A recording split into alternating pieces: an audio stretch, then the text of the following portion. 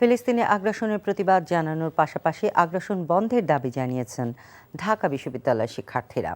বিকেলে রাজু ভাস্কর্যের সামনে আন্তর্জাতিক ফিলিস্তিন সংহতি দিবস উপলক্ষে মার্চ ফর প্যালেস্টাইন শিরোনামের র্যালি থেকে এই দাবি জানান তারা। ফিলিস্তিনের প্রতি সংহতি জানিয়ে ইসরায়েলি আগ্রাসনের প্রতিবাদী স্লোগান দেন শিক্ষার্থীরা। এ সময় বাংলাদেশে ফিলিস্তিনের সর্ববৃহৎ পতাকা প্রদর্শন করে একটি মিছিল বের করা হয়। মিছিলটি ভিসি চত্বর ঘুরে শহীদ মিনার হয়ে টিএসসিতে এসে শেষ হয়।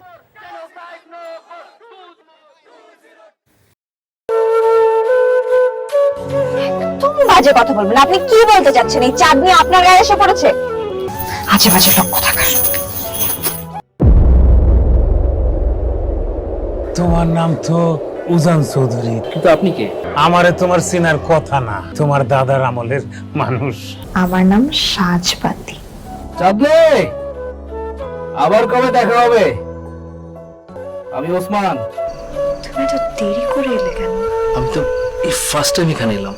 আমি তোকে অনেক বছর ধরে খুঁজে বেড়াচ্ছি। সব কিছুর জন্য তুই দায়ী।